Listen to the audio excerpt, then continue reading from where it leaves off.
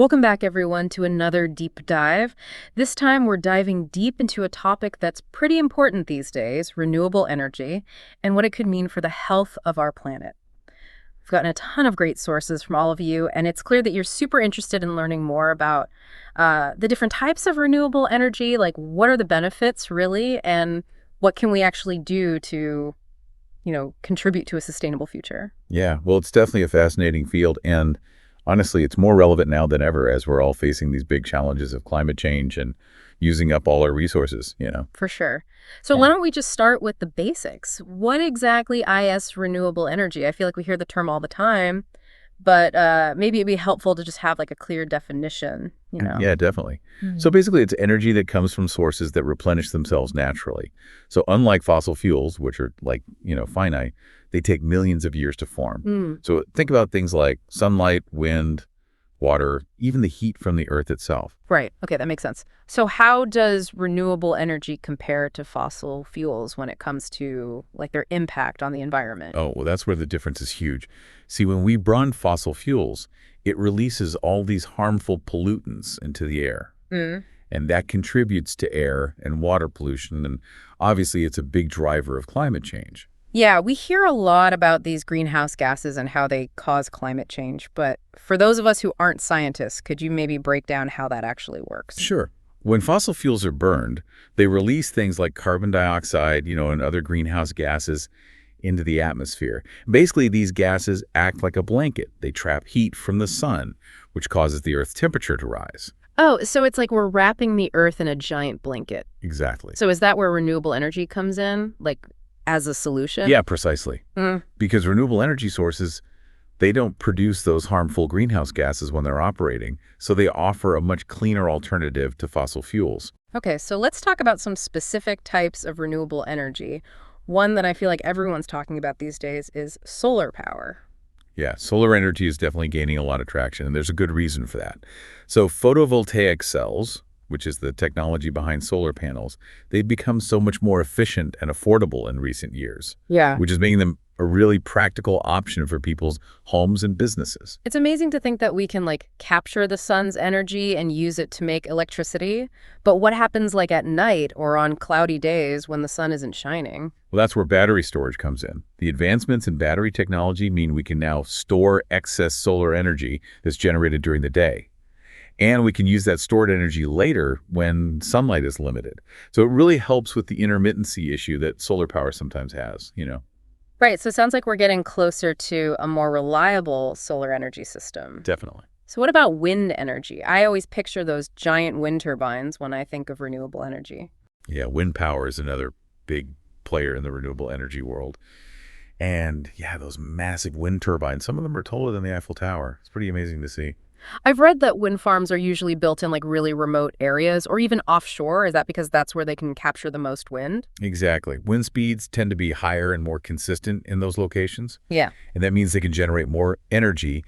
And offshore wind farms, they have huge potential. Yeah. They can tap into those vast, uninterrupted wind resources out at sea. It's crazy to think about these huge structures harnessing the power of the wind out in the ocean. Okay, so let's move on to hydropower.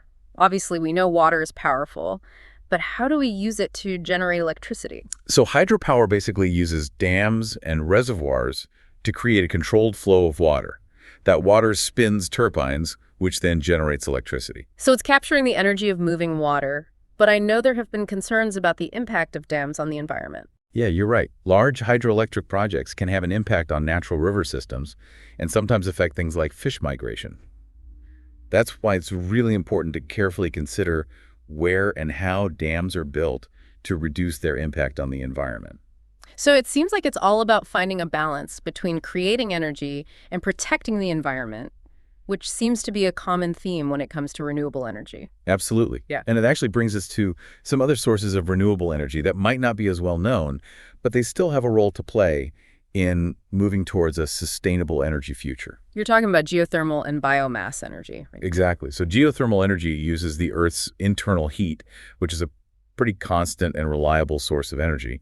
And it's particularly useful in areas with a lot of volcanic activity where those geothermal resources are closer to the surface. I can imagine that trying to harness energy from deep inside the Earth must be a huge technological challenge. Well, it definitely is. And the field is constantly evolving.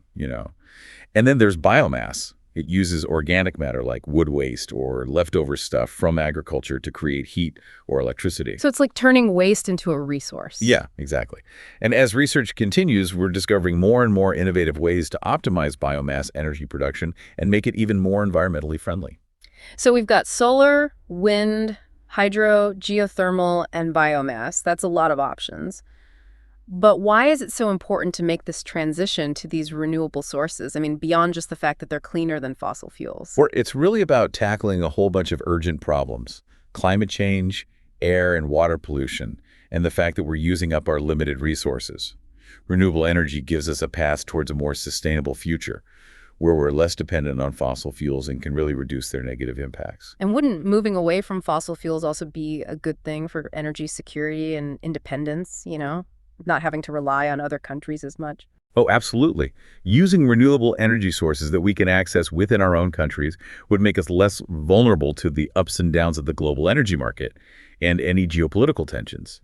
Right. So shifting to renewable energy, it's not just about the environment, it's about economic and political benefits too. It's a solution that can address a lot of different challenges. But it's important to remember that it's not just about the technology itself. It's about changing our mindset. Becoming more aware of the choices we make about energy and the impact those choices have. So you're saying that even our individual actions matter? Absolutely. Every decision we make, from the appliances we buy to how we get around, it all contributes to the big picture of energy use. That makes sense. But what about those of us who feel like our individual actions are just a tiny drop in the bucket? Can we really make a difference? Think of it this way. Millions of drops make an ocean, right?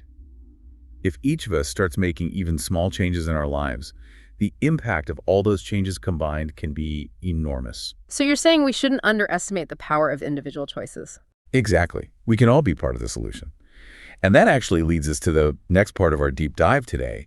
We'll be exploring those individual actions and how they connect to the bigger goal of a sustainable energy future. So we've talked about what renewable energy is and why it's so important if we want a sustainable future. But what can we actually do, as individuals to help make this shift happen? Well, that's a great question. And that's where we go from the what to the how.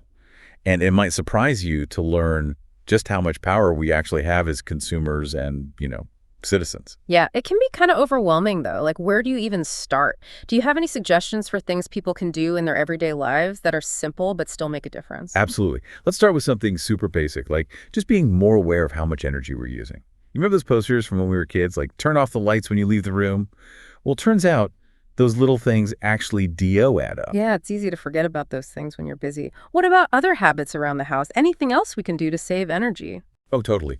Upgrading to appliances that are energy efficient, using LED light bulbs, and even something as simple as adjusting your thermostat by a couple of degrees can really make a difference in how much energy you use. I've also heard a lot about how important it is to reduce waste. Are there any practical tips for doing that? Reducing waste is super important. It's all about thinking about what we buy and how we get rid of things. Yeah. Easy things like using reusable bags and water bottles, even bringing your own coffee cup can really help cut down on plastic waste. Yeah, it's crazy how much we use those single-use plastics, right? It's good to know that we can make a difference just by trying to use less of them. Oh, for sure. It's definitely a step in the right direction. And don't forget about composting. Food scraps and yard waste usually end up in landfills where they decompose and release methane, which is a really potent greenhouse gas. But when you compost that stuff, it not only reduces those emissions, but you're also creating nutrient-rich soil that's good for gardens and farming. Yeah, composting is something I've been meaning to try. What about transportation? That seems like a big source of greenhouse gases. Yeah, you're right. Transportation is a big one. If you can walk, bike, or take public transport instead of driving alone in a car, that's always a good choice. And for people who have to drive, are there any greener options? Totally. You can look into fuel-efficient vehicles or electric cars, and even carpooling can help reduce your carbon footprint when you're on the road. And as electric vehicle technology gets better and there are more charging stations available, electric cars are becoming a more practical option for more people. It's interesting how our individual choices and all these advancements in technology are kind of connected. Oh, they totally go hand in hand. As more people demand sustainable options, businesses and industries start to respond by developing new and better technologies. So it's like this feedback loop where what we choose as consumers can actually lead to bigger changes. Exactly. Yeah. And it's not just about what we buy either. As citizens, we can support policies that encourage renewable energy development, invest in companies that are focused on sustainability, and even just talk to people in our communities about climate change and protecting the environment. So it's about using our voices and our votes to push for change at a bigger level. Exactly. It's about recognizing that individual actions are even more powerful when we combine them with collective action and political will. Okay, so we've covered the individual actions we can take, but what about the technology itself? What are some of the cool innovations that are happening in renewable energy that are making it more efficient and accessible? Oh, there's so much happening right now. For example, in solar energy, researchers are working on new materials that can capture sunlight way more efficiently, even when it's not that bright out. Imagine solar panels that can generate electricity on cloudy days or even in shady spots. Wow, that'll be a game changer. What about wind energy? Are there any advancements in making wind turbines work even better? Definitely. There are new designs with blades that can adjust and optimize energy capture depending on which way the wind is blowing and how strong it is. And offshore wind farms are getting more and more advanced with bigger turbines and these floating platforms so they can be installed in deeper water. It's amazing how technology keeps pushing the limits of what's possible. And what about hydropower? Are there any innovations there, especially considering the environmental impact of traditional dams? Yeah, there's a lot of focus on creating smaller, more eco-friendly hydroelectric systems that can be integrated into the water infrastructure we already have so they don't disrupt ecosystems as much. So it seems like finding that balance between energy production and being mindful of the environment is really important for all types of renewable energy. Absolutely. And it's important to remember that no single source of renewable energy is a perfect solution. A diversified approach that combines different technologies based on what resources are available in a particular region and what the needs are is usually the best strategy. So it's about finding the right mix of renewable energy sources to create a system that's truly sustainable. Exactly. And that's where innovation and working together are so important. Researchers, engineers, policymakers, and communities need to collaborate to build a future that's powered by clean, renewable energy. It's pretty inspiring to think about all the possibilities, and it seems like everything is connected. Our individual actions, advancements in technology, and policies that support renewable energy. Yeah, they're all pieces of the same puzzle. Mm. By understanding how complex renewable energy is and taking a multifaceted approach, we can create a healthier planet for ourselves and for future generations. So we've covered a lot of ground, talking about what renewable energy is and how it all works, and even what we can do as individuals to, be a part of this transition. But I think it's really powerful to see how all of this actually plays out in the real world, right? Oh, absolutely. It's one thing to talk about the potential, but it's something else entirely, to actually see it making a difference in communities and industries. Yeah, and that's where I think looking at specific examples can be so inspiring. Like I was reading about this small town somewhere in rural America that completely transformed its energy system.